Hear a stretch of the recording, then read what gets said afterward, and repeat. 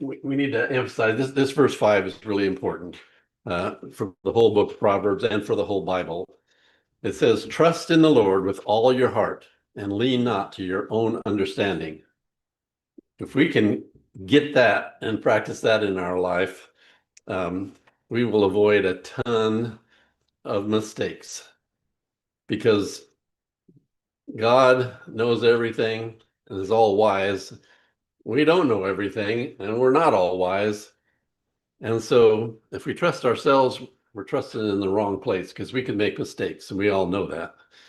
But yet we still try to trust ourselves and still try to live life like we think it ought to be. But that isn't necessarily how it always is. So anyway, just with that thought in mind, let's go to where we left off last week, and that is at verse 9 in Proverbs chapter 3, where he says, honor the Lord with your possessions and with the first fruits of all your increase. That was true in the Old Testament. In fact, the old law required 10% of every single thing they had, right down to the anise and the cumin. Jesus upbraids the Pharisees for tithing, all the little tiny things and then leaving the big things undone, like mercy and grace and that sort of thing. But that was required. They were supposed to do that, but they were also supposed to do the big things even more. So anyway, that was a requirement of them. And under the New Testament, we don't have that requirement, but verse 9 still applies. Doesn't say a percentage, but it says, honor the Lord with your possessions and with the first fruits of all your increase. Why would he talk about the first fruits? Give them off the top of your income. Okay. And there, Randy, there. Giving and gratitude for what God provided, and you know who is the provider. So that's why you want to give the first fruits, the best you have, right off the bat. Right? He's the one that made it possible. Yeah. There's another thing. I mean, all this is true and probably the most important part, but there's another thing about the first fruits that is also important, and that is the first half of that word, which is first. In other words, God gets not only the best, but he gets the first. You think of him first before you think of other stuff. A lot of times people will pay all their bills and do everything. If they have anything left, they'll give some to the Lord. But that's not how you're supposed to do it. You're supposed to give to God first and then pay your bills, buy your jet ski or whatever it is you're doing with your money. God should come first in your life, including all your possessions, everything that you have. And then he says, so. And what does so indicate? That there's a conclusion here. There's a reason why you want to honor your God with your possessions and your first fruits. So, and here's why. So your barns will be filled with plenty, and your vats will overflow with new wine. That's kind of sounds counterproductive. If you give stuff to God, then that's emptying your barns, right? Emptying your vats. But so how is he going to say? Why does he say that if you give to God first, then your barns will stay full? Sue? God understands you and he blesses you. Okay. That's the key there. That's where faith comes in. Oh man, I'm gonna have to pay this bill in 2 weeks. I don't really dare. You need to have faith in God because he will provide. Randy, did you have a? Well, he also has set up a system where if he does it every year, in season, it comes back again and again and again because that's the way he made it. So where it's just part of his creation. Okay. Yeah. Like I don't raise pears one time and expect it to keep filling itself up. You get rid of stuff, make room for more. Yeah. Yeah. I mean, when you give, you need to expect something, and that's expect God to give back. I mean, he gave first, right? Everything you have is his. We give back to him, but he's such a magnanimous God that he'll just give you more back. And when you trust that, then not only does the kingdom grow and be provided for like it ought to be, but you also in your personal life. And it really comes down to trusting in God. Children of Israel did not trust in God. They gave their tithes because that's what they had to do. But then they also went and started worshiping other gods and not really trusting him and worrying and all that kind of stuff. And no, God's the only one. He starts off, the Lord, he is one. There's only one God. And we need to trust him because he's the source, and he will give us not only what we need, but plenty, more than what we need. Gee. Prophet Malachi deals with this same thing, and he says, tells the children, you have robbed them. You rob something, you take something from somebody that they're entitled to, Yeah, and use it for yourself. right. And that's an important thing. And so this verse really has to do with giving. And there's a whole bunch in that verse, in that one verse. But we will go on, and just know that if you trust God and give him first and best, he will give you plenty and overflowing of blessings. So then he says now in verse 11, my son, this is Solomon talking to Rehoboam, my son, do not despise the chastening of the Lord. Now, when we think the word despise, what do we usually think of? Hating.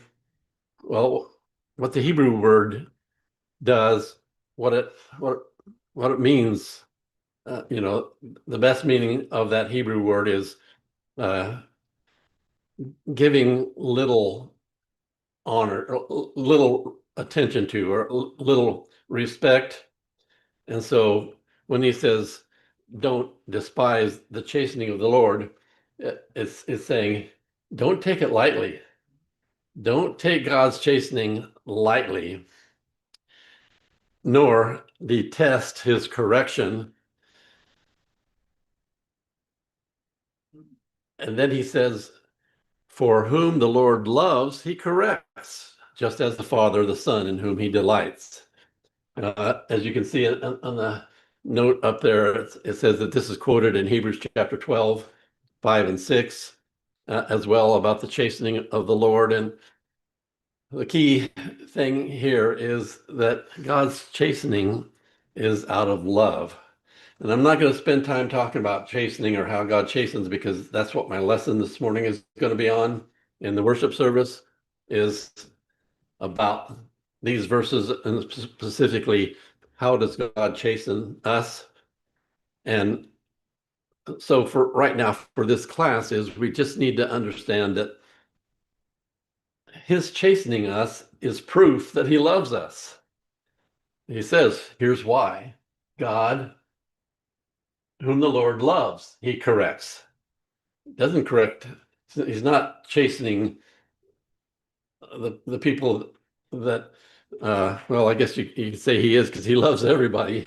And so even people that are following him, but the people out there that are not following him, what do they do with the chastening? It goes over their head. It slides right down off their back.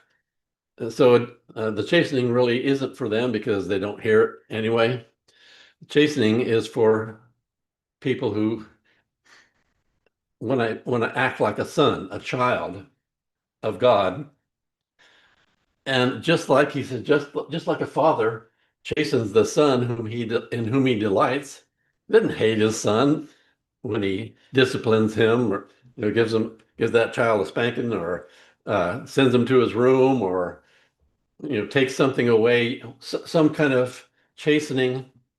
Um, it's not because he doesn't like the guy or he's angry with this child. He loves him and he's trying to correct him. And why would you correct the child?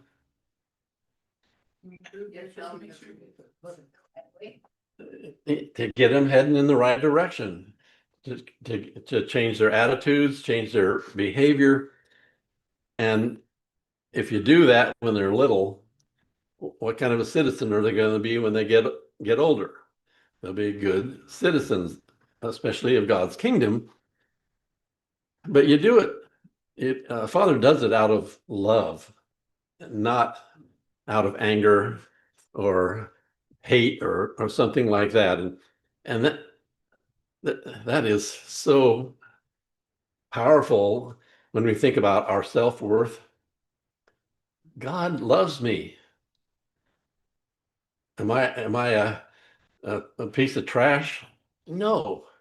He loves me, and he loves me enough to give his son for me so that I could come to be with him someday in heaven. And uh, so what we need to do is what he starts off with. Do not take lightly or despise the chastening of the Lord.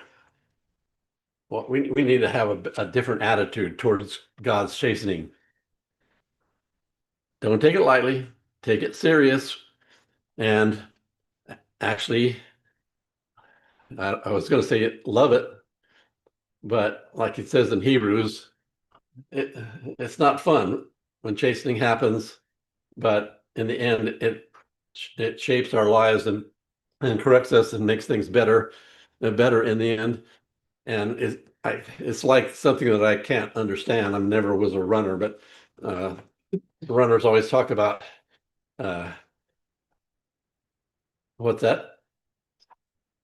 Yeah, I mean, you power through that pain, and it makes you want to do it more somehow. I don't know how that does, but uh, what's that?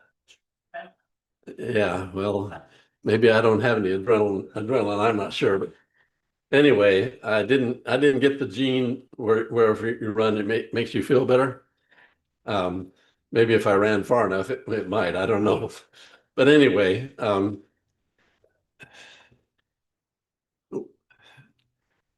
the chastening. One thing we need to understand. I'm only going to talk about half of it in the lesson. Chastening involves the entire upbringing of a child. That word that's translated chastening is not just talking about punishing, or when I say punishing, we shouldn't even use that word. Chastening is the right word, and correcting whatever. You're not doing it out of punishment. You're doing it to try to shape the child. God does it not to punish us, but to shape us, to correct us. Unfortunately, maybe, well, somehow you have to learn to change. And if things are going great, what's your motive to change? There isn't any. If things are going good, I'm going to keep doing whatever I'm doing. And it's only when things aren't going the way you want them to that you even consider changing. And so that's why God chastens us. And it's not just in the unpleasant stuff, but just like a father, part of the upbringing of a son, say, for example, get him out there working on the car, teach him how to change a tire, all this kind of stuff is shaping them, their work ethic. Get them out working with you in the yard, helping you do stuff.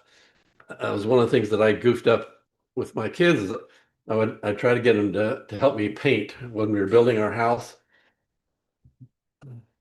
But first of all, children aren't as precise. So you end up wanting to do it yourself. Just here, hand me a brush, But I can remember I really hurt my daughter's spirit one time. We were painting something, and I was taught, you paint, you dab your brush in, and you paint some, and then you get another brush full, and you paint so that the strokes go from the dry part into the paint. Just go into the paint, go into the paint. And I kept telling her that, and she wasn't doing it. She didn't understand what I was meaning. And she finally got frustrated and just quit and went in the house. And what's that? Yeah. And I've regretted that ever since. I still probably haven't forgiven myself for that. But, parenting,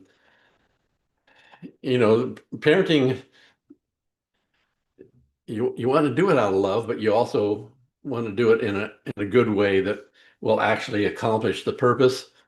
And so when God does stuff, he does it in a way that will accomplish the purpose, but only if we take it seriously, and only if we see when he's doing it. And so that's one of the reasons I'm preaching that lesson this morning, is talk more about how he does it, so we can keep our eyes open in our lives.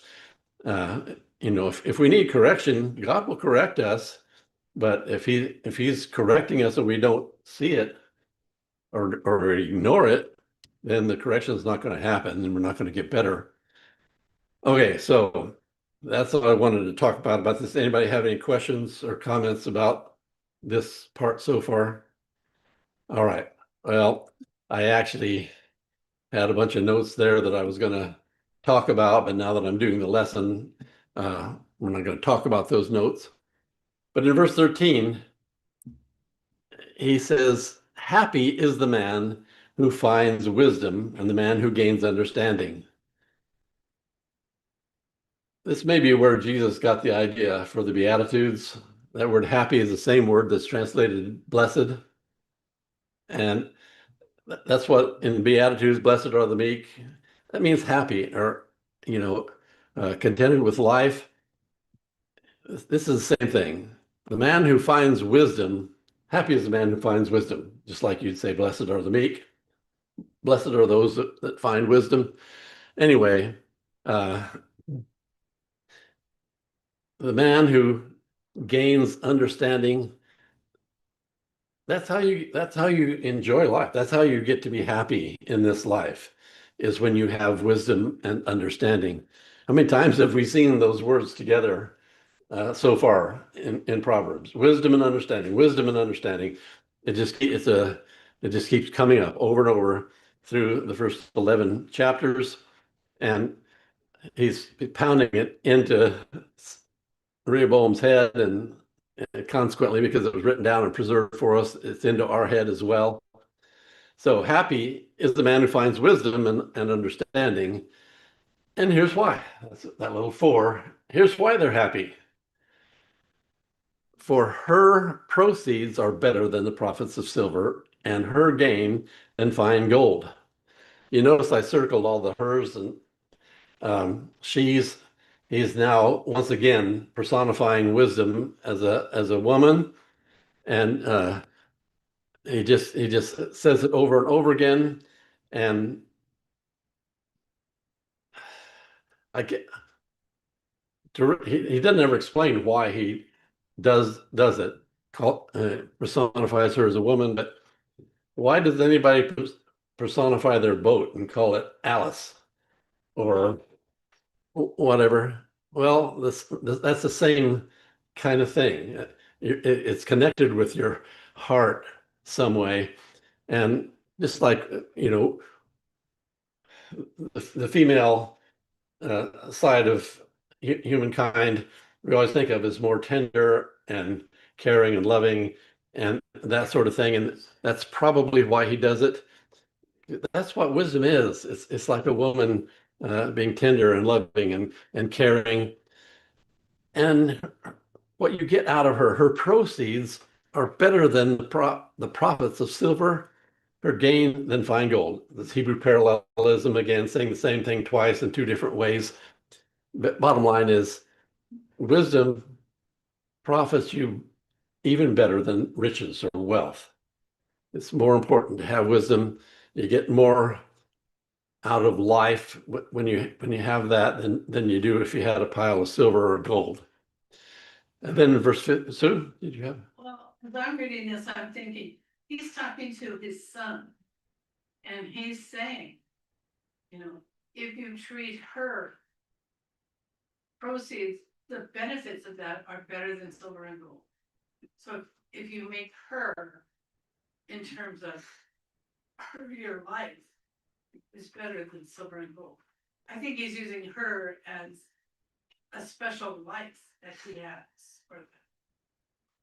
Yeah, I mean, he's changing it from being a thing to a person, so to speak. That's a relationship kind of thing.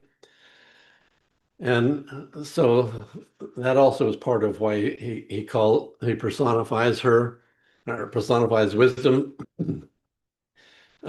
He continues in verse 15 saying the same thing. She's more precious than rubies, and all the things you may desire cannot compare with her. No matter what you can imagine, what cool things, what riches, what pile of diamonds, or whatever else that Rehoboam could imagine, that can't compare with wisdom. How many of you believe that for practical terms? We all want to raise our hand, don't we? But how many of us would work harder to get riches than we do to get wisdom? I mean, this is how I kind of think about it. All the riches that you get, you don't take it with you. But to live with a good heart and have wisdom and enjoy your life here is the best benefit you can have. And then when you go on, hopefully you're going on to God because you followed his rules. And now you're reaping the benefits of the good life. Right. Yeah, exactly. There's more to it than just the physical presence of gold in your pocket. You know, there's a greater benefit in that you get by having wisdom and understanding. Any other comment? Yeah, sure. And Solomon is speaking from experience here. He had all of this stuff, and then when it came down to it, what did he ask God for? He didn't ask for any of this stuff. Yeah, He asked for that wisdom, and I think that's a lot when we, as parents, and even as how we live, is this is experience speaking. And sometimes kids, you don't understand. Well, maybe I do. And it comes back around. They say, yeah, maybe you were right. yeah. Yeah, there's a cycle there with raising children. But yeah, Solomon was the son of David, and David was the king of Israel. The king is probably always the richest person there, and being the son of the richest guy there makes him pretty rich himself to start with. That was before God blessed him even more. But when he asked for wisdom so he could care for God's people, God gave him, oh, I'm going to give you wisdom too, but I'm going to bless you like nobody ever been blessed. And so he had the goods and everything. But he realized that even having all this stuff doesn't compare to having wisdom, because it helps you through life and prepares you for the life to come as well. Okay, any more comment? Okay, then let's continue on. He continues personifying. He says, length of days is in her right hand. Now, remember, he started off saying, happy is the man who finds wisdom and understanding. And here's why. Well, one of the reasons here's why is because wisdom is more valuable than riches and wealth. Another reason is length of days are in her right hand. And what does that phrase mean? Better life, good life, Okay, right life. what's the first word there? Like Yeah. You can, you get, your life can preserve longer if you make wise decisions. Again, this is a proverb. This is Proverbs we're talking about. These are general truths. You can go out there and find somebody that's 101 that's lived a riotous life and gone after money his whole life and didn't care about God. Yeah, you can find that. But by and large, uh, the people that live well are able to live longer. And it was especially true back in their times as well, when there was constantly having wars and everything going on. So I guess we have wars going on now too. But so anyway, what's the significance of saying it's in her right hand?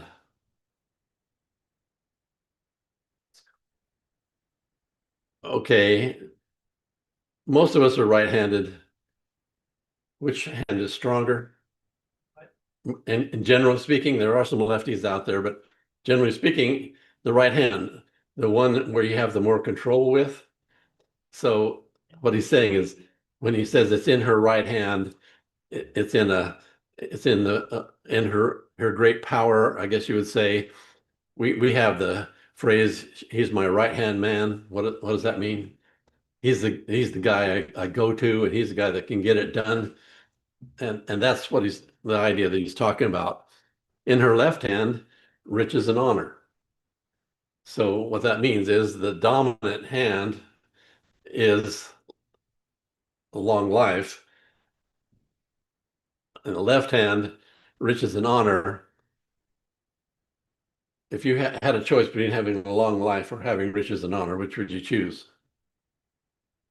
Almost all of us would choose a long life, even living more modestly, but living longer. And that's what it's about. We all want to live as long as we can here in this life. And verse 17, he says, her ways are ways of pleasantness, and all her paths are peace.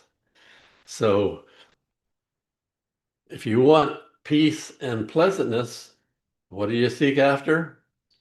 Wisdom and understanding. That uh, we all know that people tend to get in conflicts with one another. And how do you get out of those? By being wise and saying the right stuff and uh, treating people the way that you would like to be treated in the first place. Sometimes you avoid getting into those conflicts if you act, unselfishly and choose a wise path and understanding that, God's giving me this. If I start taking from somebody else, I'm taking from something that God gave them.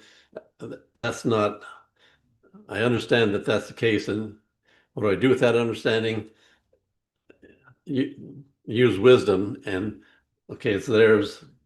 It should stay theirs. I'm not going to go and take it from them, whatever. Any conflict uh, can be resolved or avoided through wisdom and understanding. In verse 18, it says, she is a tree of life to those who take hold of her, and happy are all those who retain her. So a tree of life to those who take hold of her. What does the tree of life do? As long as Adam and Eve ate of that tree of life, what happened? They lived. They stayed alive. Now we're not going to get into discussion about spiritual life versus physical life, but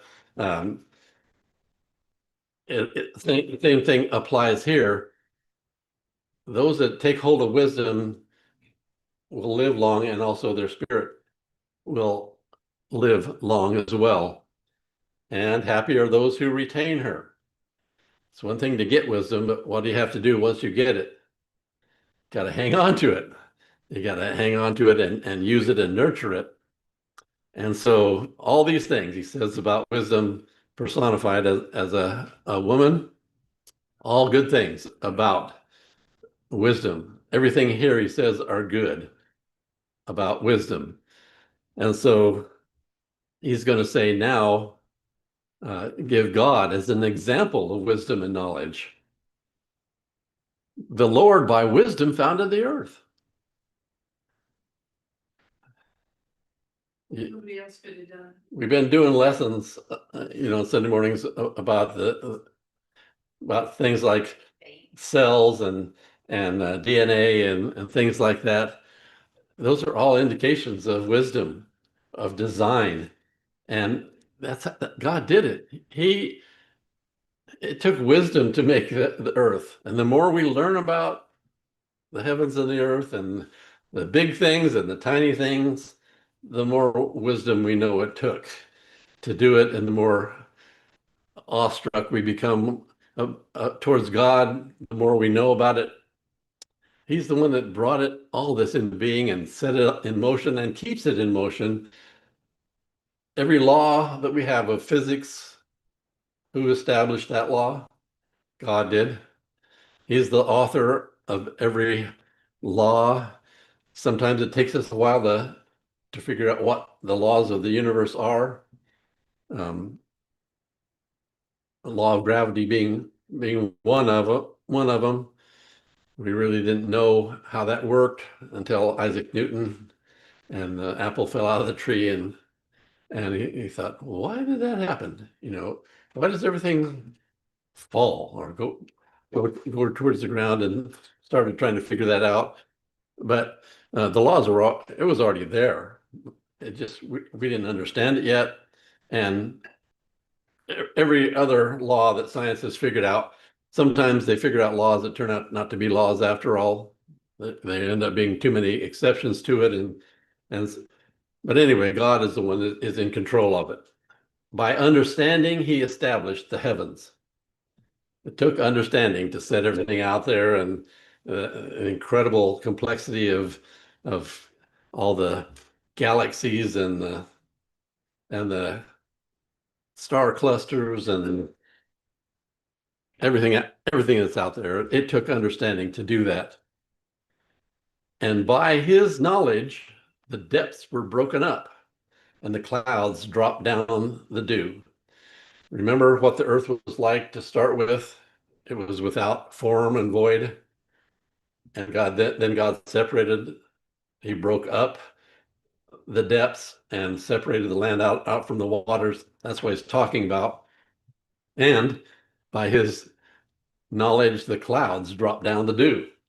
I spent 3 lessons talking about water, and part of that was the evaporation comes up, makes clouds, and then the clouds drop down the water, and the dew actually comes from the moisture in the air as well. And God set that all in motion. Every part of that does wonderful things for us. When the rain comes, without the rain, we would all dry up and die. So God set that all in motion, and we learned about that, and about the water cycle and all the incredible things about that. So he's using God as an example.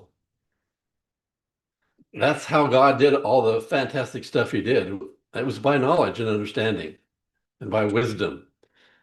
So if you want to be, if you can see wisdom in action when you look around you in the creation, that shows you the power of wisdom and the value of wisdom. If God didn't have any wisdom, but he had a pile of cash, we wouldn't even be here. We wouldn't know how to do any of that stuff. And that's why wisdom is more valuable than all riches or whatever you can collect in this life. Any comments or questions? Okay, well, in the next verse, he says, my son, let them not depart from your eyes. The them is referring to wisdom, understanding, knowledge. Let them not depart from your eyes. That's another way of saying keep your eyes on it. Keep it before you. Keep it before your face. Don't ever put it in the back of your mind. Keep it in the front of your mind. Then he says, keep sound wisdom and discretion. Now, at first I thought sound wisdom. Was there such a thing as unsound wisdom? And what is the unsound wisdom? The wisdom of this world. You know, what the world thinks, their version of wisdom, that's not sound. Sound meaning healthy and firm, or whatever, however you want to define it there. Sound wisdom comes from God. It's the healthy kind of wisdom. So keep that. And discretion. Discretion is not that different from wisdom, but when you use discretion, you're taking whatever the circumstances are into consideration and trying to do the best thing with it. When we talk about using discretion, maybe somebody tells you something, and then you have to decide when you go down the street if you're going to tell anybody else, if you're going to tell somebody else. Maybe if you use discretion, well, maybe they wouldn't really appreciate you telling that to this person or whatever. That's discretion.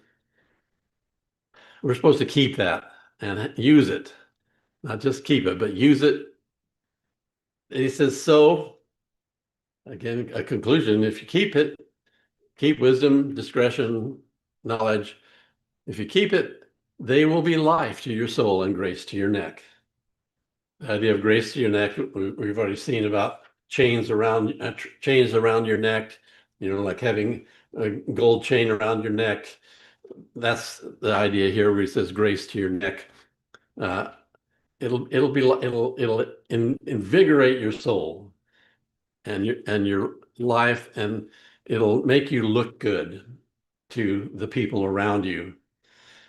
But I notice how I connected the keep with the then.